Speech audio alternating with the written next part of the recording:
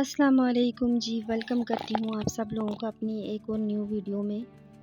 उम्मीद है कि सब लोग खैरियत से होंगे और दुआ है कि अल्लाह सबकी परेशानियाँ, मुसीबतें, तकलीफ़ें और बीमारियाँ दूर फरमाए। आमीन सुम्मा आमीन। ये है जी दिन का टाइम और इस वक्त मैं कर रही थी कपड़े प्रेस, क्योंकि साथ साथ अगर गर्मी में कपड़े प्रेस कर लेना तो बड़ी आसानी रहती है। इकट्ठे हो जाएँ तो गर्मी में वैसे ही प्रेस करनी मुश्किल लगती है मुझे, और ऊपर से फिर एक साथ कपड़े प्रेस करने ज़्यादा मुश्किल होते हैं। तो इसलिए मैं एक हो या एक सूट, 2 सूट साथ साथ ही प्रेस कर लेती हूँ। ख़ासकर जेंट्स के कपड़े प्रेस करने मुश्किल होते हैं। तो इस वक्त मैं फ़ैन बंद करके प्रेस कर रही थी, क्योंकि फ़ैन ऑन करके प्रेस करने में काफ़ी टाइम लग जाता है, क्योंकि कपड़े कभी इधर उड़ रहे हैं तो कभी उधर उड़ रहे हैं। तो बस इसलिए मैं बंद करके प्रेस कर रही थी, और गर्मी भी इस वक्त काफ़ी लग रही थी। बस मैंने कपड़े प्रेस कर लिए थे और उसके बाद मैं फ़्रेश हो गई थी। तो मुझे बाहर जाना था, पास ही 1-2 चीज़ें मुझे ज़रूरत थी, तो बस मैं वो लाने के लिए जा रही थी। इतनी कोई सख्त और तेज़ धूप है ना कि मैं क्या बताऊँ आपको। इस गर्मी में बाहर निकलने का तो दिल नहीं करता, लेकिन ज़ाहिर है मजबूरी होती है तो निकलना पड़ता है।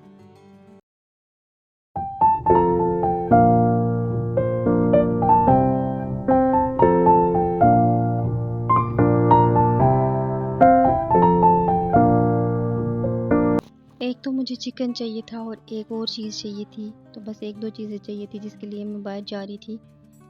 तो दूसरी क्या चीज़ मुझे चाहिए वो मैं आपको बाद में बताऊँगी, और किस बीमारी पे और किस लिए मैं यूज़ करती हूँ वो भी मैं आपको बाद में बताती हूँ। तो ये मैं वापस आ गई थी और आपको दिखा रही थी कि इतनी ज़्यादा स्वेटिंग, हालांकि मैं बिल्कुल पास गई थी और जल्दी वापस आ गई थी, लेकिन इतनी तेज़ गर्मी है। ये है बनोला। ये किस चीज़ के लिए इस्तेमाल होता है इस पे मैं आपको वीडियो बना के तो ज़रूर शेयर करूँगी। तो बस ये मैं चिकन लेके आ गई थी। इसको मैं भिगो के रख दूँगी पानी में, ताकि इसका ब्लड वगैरह निकल जाए। तो साथ साथ जब तक मैं बाकी के काम भी कर लूँगी।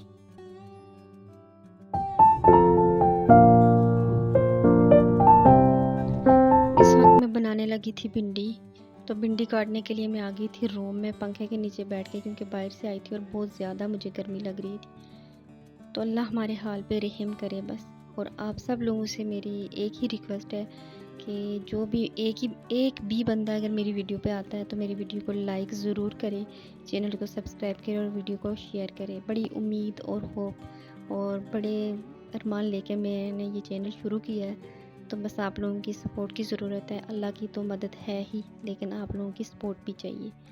तो मैं भिंडी को थोड़ा सा बस फ्राई करूँगी, और उसके बाद बिल्कुल बारीक सा प्याज काट के और टमाटर काट के एक साथ भिंडी के ऊपर डाल देती हूँ, और साथ ही मसाले, जो बेसिक मसाले ऐड करने होते हैं वो भी ऐड करके तो मैं फिर दम वाली आंच पे इसको रख देती हूँ कुक होने के लिए। तो फिर बड़ी अच्छी भिंडी पक जाती है। इसमें मैं दड़ा मिर्च, नमक और धनिया पाउडर, ज़ीरा पाउडर ऐड करूँगी। बाकी मैं कोई मसाले इसमें ऐड नहीं करती। तो बस जिस तरह मैं बना रही हूँ मैं वो आपको दिखा रही हूँ, मैं सिखा नहीं रही किसी को, क्योंकि हर किसी का अपना तरीका होता है और कुकिंग तो हर कोई कर ही लेता है। तो बस इसको मैं कवर करके रख लूँगी। तो मैं आप लोगों से ये कह रही थी कि मैंने बड़े अरमानों के साथ ये चैनल शुरू किया है, तो आप लोग प्लीज़ मुझे सपोर्ट करना। जो भी मेरी वीडियो को देखेगा प्लीज़ लाइक करना और चैनल को सब्सक्राइब करना। तो बस उसके बाद साथ ही मैंने आटा गूँधना शुरू कर दिया था। गर्मी हो या सर्दी में तो आटा छान के ही इस्तेमाल करती हूँ। वैसे छान के ही आटा इस्तेमाल करना चाहिए, ज़्यादा गर्मियों में तो छान के ही करना चाहिए।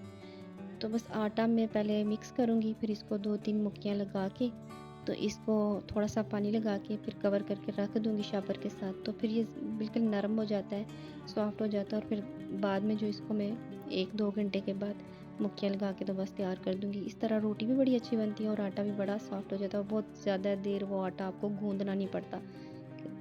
घंटा बैठ के तो बस मुक्कियाँ ही लगाते रहो। तो बस इस तरह ये ईज़ी होता है, तो मैं ऐसे ही गूँथती हूँ।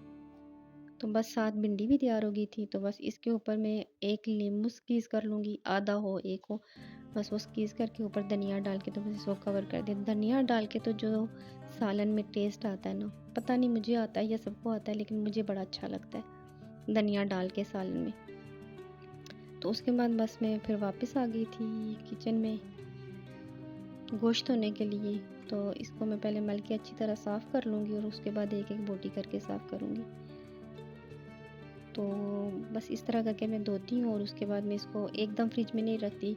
मैं इसको छोड़ देती हूँ स्ट्रेनर में डाल के। जब इसका सारा पानी निकल जाता है ना, तो फिर मैं फ्रिज में रखती हूँ, फ्रीज़र में रखती हूँ, वरना इस तरह पानी निकल के तो वो फिर फ्रीज़र गंदा हो जाता है। तो अगर इसका सारा पानी निकलने के बाद अगर आप इसको शॉपर में भी डाल के रखेंगे ना, तो फिर इसका पानी नहीं निकलता। बस ऐसे ही मैं इसको तैयार करती हूँ। तो नबी सल्लल्लाहु अलैहि वसल्लम ने फरमाया कि रब ताला बंदे के सबसे नज़दीक रात के आखिरी हिस्से में होता है। अगर तुम उन लोगों में शामिल हो सकते हो तो उस वक्त अल्लाह ताला को याद करते हैं तो हो जाओ बेशक। तो उम्मीद है कि आप लोगों को मेरा ये वीडियो अच्छी लगी होगी। तो अगर अच्छी लगी है तो मेरे चैनल को सब्सक्राइब करें, वीडियो को लाइक करें और सब लोगों के देखने का